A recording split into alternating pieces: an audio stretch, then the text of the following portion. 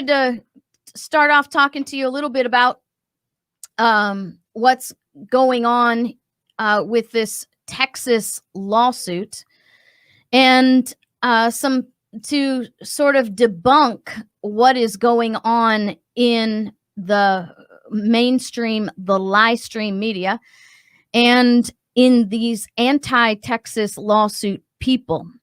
So we're just in the beginning of the Texas lawsuit, which now has 20 states going along with Texas to sue 4 states for the certification of illegally obtained votes.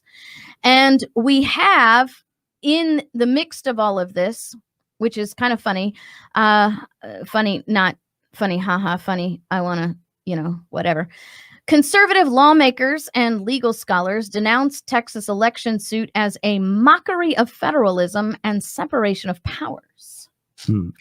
What's really interesting is that every complaint that they make, so there's 3 things that you need to know about this Texas lawsuit that is a lie coming from these people.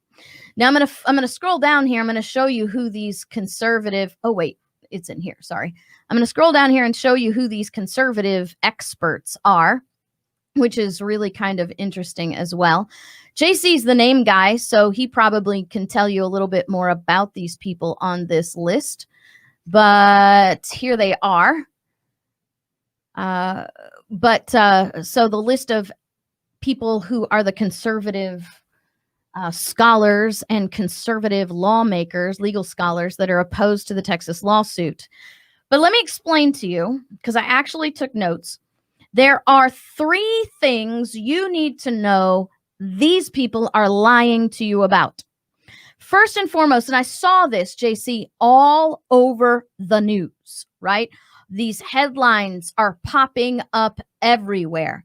Voter fraud, conspiracies. We've got now this article by CNN explaining the Supreme Court lawsuit from Texas and Trump challenging Biden's win. I'm sure it won't be a huge shock to you to know that that every single lie I'm telling you is the one that's explaining the lawsuit in the CNN article, right?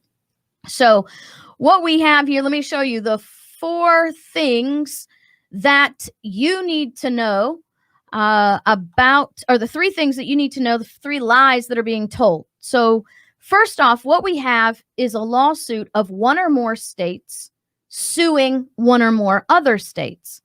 This is what we call a matter of original jurisdiction, which means by Article 3 of the Constitution, the Supreme Court is not just simply an appellate court. They are a trier of fact and a trier of law. So it doesn't go anywhere else but the Supreme Court.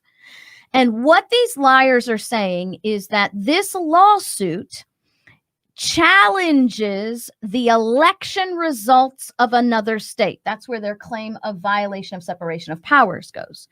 The problem is the lawsuit is not actually about the results.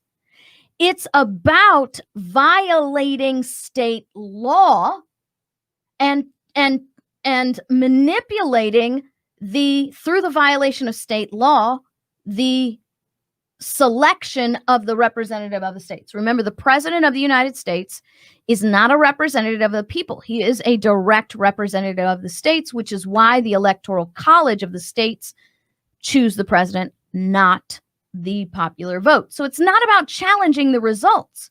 It's about challenging the fact that the entities, whether it be the courts or the bureaucracies, violated state law, which affects the election. Lie number 2, the lawsuit violates the constitutional principles of Article 2, Section 1.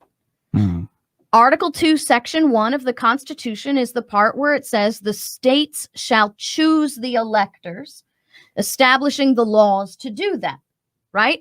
So first and foremost, again, this is not about challenging the choice of electors. Quite ironically, though, They claim the lawsuit violates Article 2, Section 1. It is actually the 4 states who have violated Article 2, Section 1 by not following the laws created by the states to engage in the election that would eventually create the selection of the Electoral College. So it's not about choosing electors. Again, it's about certification of unlawfully obtained votes. The third lie. Unlawfully obtained meaning votes that happen contrary to state law. State law, right, exactly. So it's the bureaucracies and the courts of the state who are violating Article 2, Section 1 because the states created the law and they're not following it. Mm-hmm. Which I find that ironic that they come up and they say these people are these states are violating Article 2, Section 1 because it's the state's authority to choose the means by which we choose the electors. Well, but it's the state's entities that are violating Article 2, Section 1 by not following the law. Yeah, so it's the state's authority to do that, but there is a constitutional framework. There's a constitutional a contractual agreement, right, amongst the states, and which is the Constitution that delineates how they are to do that, which is to say the state. I mean, you sort of follow the bouncing ball, right? Mm-hmm. So the Constitution says you have to do this according to the laws of your state. Mm-hmm. Okay, the legislature passed the laws, therefore this is how it's supposed to go according to the laws of the state. So then what these states did is the executive branch essentially operated contrary to the laws of the state, and right? and the judicial branch in correct one state. in affirming it, right? And no, there's a judicial branch who came and rewrote rewrote the laws. Yeah. So anyway, follow the bouncing ball. They're violating the Constitution. Right. Exactly. So yes, it's their authority, but it's not. The authority is not. Do this however you want to do it. Violate separation of powers. Don't be a republic, right? Because you're required. If I understand this correctly, the Constitution also requires every state to be a republic, mm-hmm. which involves separation of powers, legislative, judicial, executive. Right. So that's what's been violated at the state level, and under the violation of separation of powers, they carried out this election. Right, which is what they're saying makes them illegal votes. From the federal level, right? From the federal level, Article 2, Section 1 says the states make the laws. Mm-hmm. From the state level, the state constitution says only the legislative body makes laws. Thank you. That's what I was trying to say. So what happens then now, they violate Article 2, Section 1 because the legislative body actually made the laws. Mm-hmm. But in these cases, the executive and the judicial branches of those states are not following the laws that were made pursuant to the Constitution. But are in fact executive and judicial in fact creating law. Yes. Which is not within their authority. Which is violation at the state level. Right. So really when these people talk about the authority, that's the violation of authority that this lawsuit mm-hmm. is pointing to. Right. They violated their authority by engaging in legislative action outside of the legislature.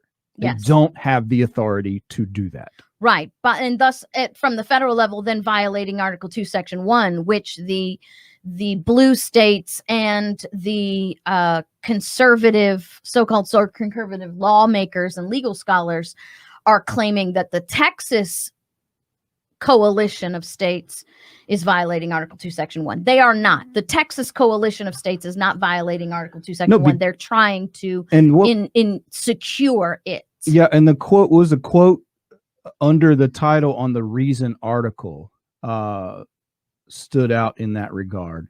The Constitution plainly makes the appointment of electors a state-by-state matter. Right. Well, that's true to the extent that each have the independent election. However, the states are in a contract. Right, each of them. So it's like you wouldn't look at a contract and say, well, each of the people in the contract, it's up to them to do what they do. So then a person involved in the contract does something contrary to the contract. So then the other parties to the contract have no business to say, wait a minute, we have to take recourse because this guy violated our contract. Yeah, but it's a lot simpler than that, actually. Help me out. Because you see, the contract is that it is a state-by-state issue. And in reality, it was handled state by state. The violations happened within the states. No, legally, the states established the laws. It was within the states that violate the law, which violates Article 2, which creates the standing for the other states as a violation of the contract. You broke the contract to which we are a party. Right. So the quotes here are, I mean, it's like looking at the other states saying, well, you can't do anything when the states don't follow the contract that you're all part of. Well, and that's part of the thing that I was pointing out as one of the lies that they're touting. See, what they're saying is that that this is a lawsuit about the election results. This is not a lawsuit about the election results. This is a lawsuit about the fact that the executive and legislative bodies within the states did not follow the law created by the legislative branch, thus violating Article 2, Section 1. Yeah. Because Article 2, Section 1 says the legislature of the states creates the laws.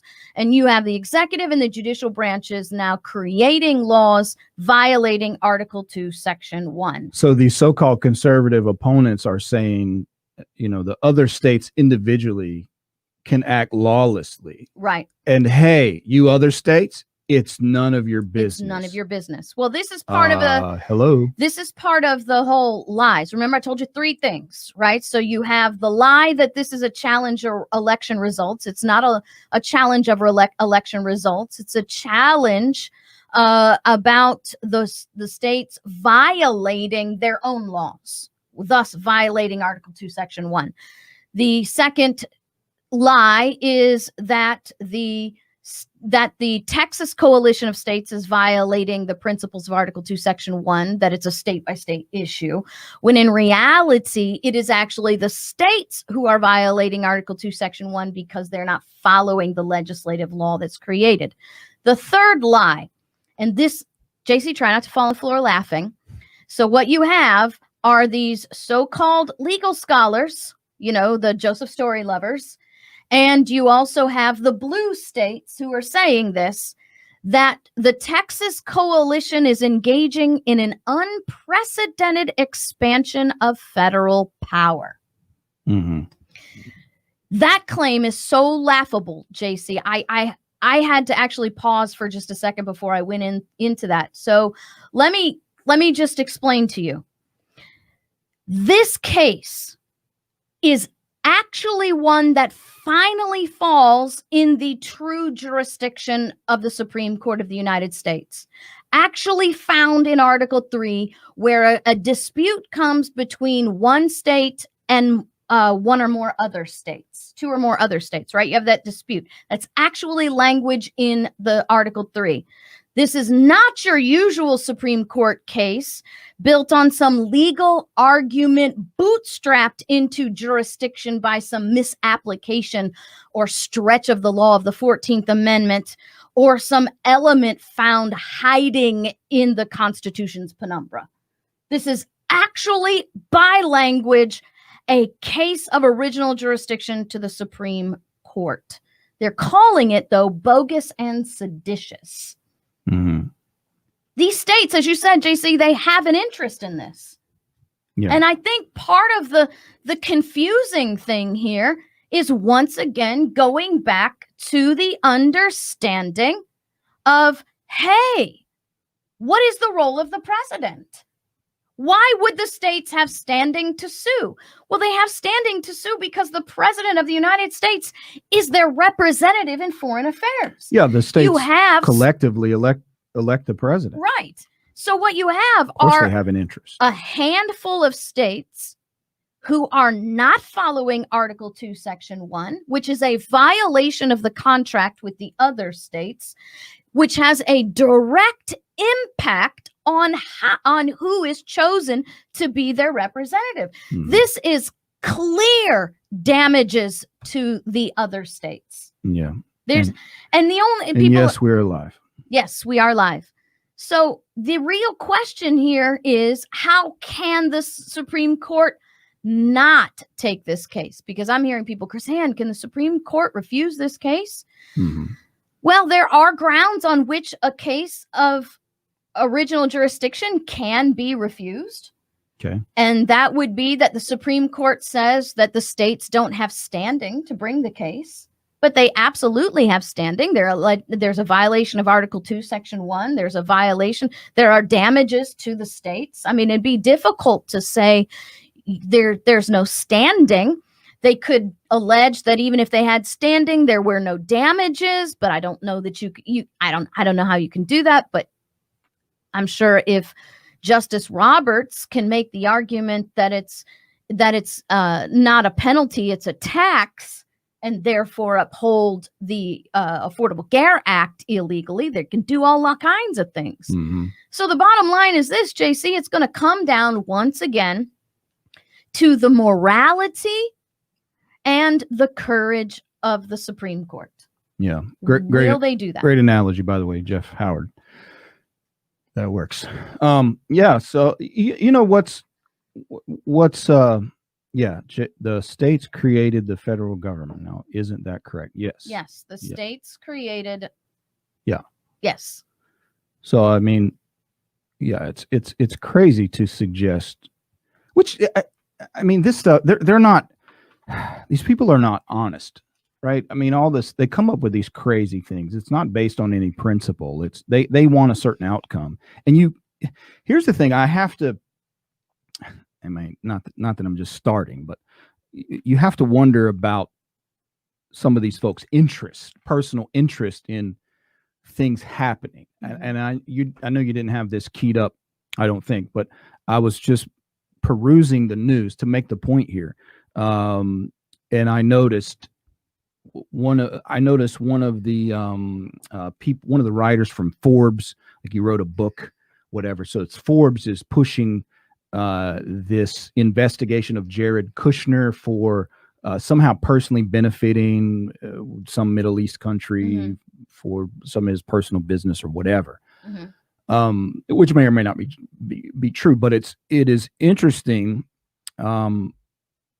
Now, I'm starting to notice, which we've talked about this before, so many China-related interest to these folks who attack Donald Trump and some of the other things happening. It's fascinating to start to see it made public of how infiltrated America is by Chinese interest. I didn't know. I started reading the story, and this is one of the things that I do. You know this. If somebody's involved, I dig into who do you work for? Where did you come from? What are the connections? And that's why I thought maybe you might know some of those names up there. Yeah, so I had lawsuit. Well, that's what's interesting, right? So when you look at Forbes is owned by it's called Great Whale Media, White Whale Media, something like that. Bottom line is they're pro-communist Chinese company, headquartered in Hong Kong. When they bought a major interest in Forbes magazine, the editor promptly kicked one of their reporters out the door who was critical of the Chinese Communist Party.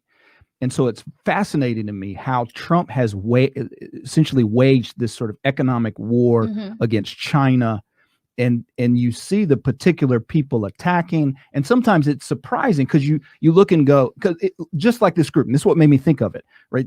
All these people operate under the label of conservative. Well, so does Forbes, right? All the Forbes, blah, blah, blah, is conservatives.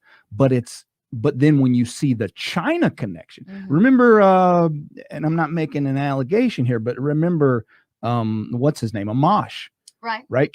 Was like always pretty solidly constitutional. More relatively speaking, better than anybody. Yeah. And there was this, I forget even now what the discussion was, but it was something that was clearly, Trump was on solid constitutional grounds. Right. And suddenly Amash was attacking Trump and whatever. And then all of a sudden, all these stories came out about his family's personal business interest, in certain places that Trump, was having a negative effect on. So it's crazy how the things that the Trump administration has targeted, particularly foreign countries and China specifically, and how, wow, what a coincidence that all the people attacking Trump have so many Chinese connections. Right. It's fascinating to me. And China for a long time has been, we've talked about this before, they've been one of the major, at one time, they were the #1 real estate holder in America. Secondly, they own 36% of our farmland. 36% of the farmland. Thirdly, they now dominate the Hollywood film industry. Yes. Their studios and production. Yes. And let's not forget Bill Clinton's connection with the Chinese. That and when Biden. when he wasn't it Bill Clinton dodging the draft, he ran off to China. I think he went to Soviet Union. I don't remember. It was in the Kremlin during a protest or something. But it's just fascinating. All of the Chinese, the use. In fact, a couple of Swalwell, right? Now there's this big thing. Swalwell was paid by a Chinese spy. Did fundraising for Swalwell, put an intern in his office. He had intimate relations with this Chinese spy, female. And what's her name? I get these two mixed up. Barbara Boxer and the other one, the other California, Feinstein. Feinstein had a Chinese spy in her office for 20 years. Anyway, just a thought. I don't mean to derail the discussion, but I really think this thing is going to continue to grow. And I would recommend look out for the Chinese connection in all of these things. It would not shock me every time you hear sort of this major push of this kind of stuff. Well, not surprising to find China somewhere in the mix. My first introduction to this was our friend Victor saying years ago, saying, hey, pay attention to the credits in the movies. Right. Hollywood has been taken over by China. Yep. And we know. So what is the value of taking over Hollywood? Well, Hollywood is the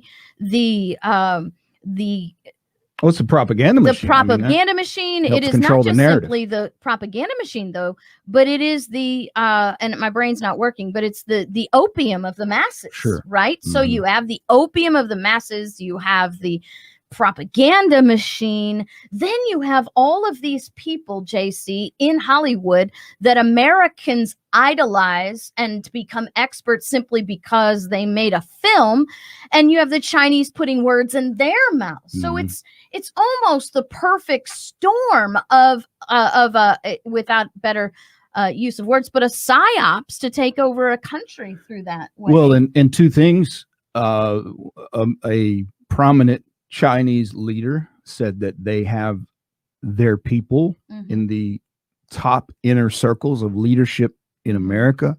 The Chinese Communist Party leadership says that they have a massive intelligence network in the United States. So I believe this is a major issue, and I think it's going to continue to show itself. Here's the crazy thing.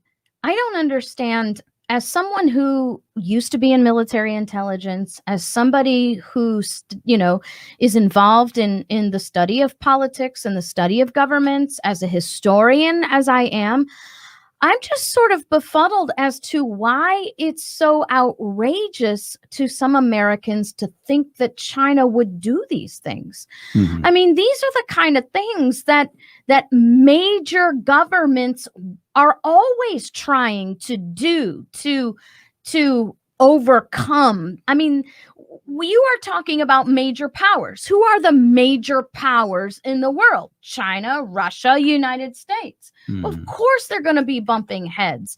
And we're doing the same things to them. So why would it be? I just don't understand why this is so mind zapping to people that China would be involved in this kind of endeavor. Yeah, and I want we should be expecting this. And I want to. It's just my take. Take it or leave it. I say this as a veteran who's married to a veteran. I look at all the post 9/11 focus in the Middle East. I believe was a massive boondoggle and distraction to some extent that helped steer attention away. And all this time that we're focused on some of that stuff, China and other nations. But China has spent all that time progressively infiltrating America while we were distracted by the so-called war on terror. Right. Just my 2 cents. Or the war on drugs. Yeah, that came earlier. That was another distraction that let other things happen. It's I tell you, it's fascinating how certain crises take center stage, and it's all we can pay attention to. It sucks up American resources. It sucks up American attention, and all the while, there's something much more subversive going on that nobody's paying attention to. And I think, and China has done this to a great extent in the economic realm. And it's not been military. It's not been, it's not been anything. So we're focused on, taking AR-15s and going and shooting people in the desert or whatever. We're defending freedom over there. And it seems like that was leveraged as a distraction. So it's just fascinating. And then, of course, in the midst of that, the attention was turned on Americans. Right. All of a sudden, you had to create this massive post 9/11 intelligence structure. And that was by and large turned on the American people while foreign entities were infiltrating our country. Right. We're focused on the threat from Americans and veterans and Christians and conservatives and anti-abortion and all this sort of nonsense particularly under Obama for 8 years and even Bush. So you had all the surveillance and whatever. It's like, wait a minute, you're turning America's intelligence ear to its own people. Right. While foreign entities are taking over the country. What in the world is happening? Which means the foreign entities are turning the American intelligence ear on the people. Yeah. Right. So that's the bottom line is you got to who's controlling who, that kind of thing going on. Yeah. And so anyway, my 2 cents. Yeah. So just to sort of wrap back around to finish the thought about the lawsuits, we got to understand that what the Texas Coalition of Lawsuits are actually doing is defending the Constitution. They are defending the Constitution. They are following the Constitution to defend the Constitution, because people are always, jumping all over me, KrisAnne. Oh, you just complain. You don't give solutions. You're not paying attention. We give solutions all the time. The problem is, I think, JC, maybe I could be wrong. The solutions I'm giving are the particular ones they don't want to hear because it doesn't involve, Donald Trump or whatever. But the solutions that we must stick to with the speculation, the allegation that the United Nations is waiting, willing, ready on the edge of their seat to invade America. It is more important now than ever that we follow the Constitution. We have to follow the Constitution.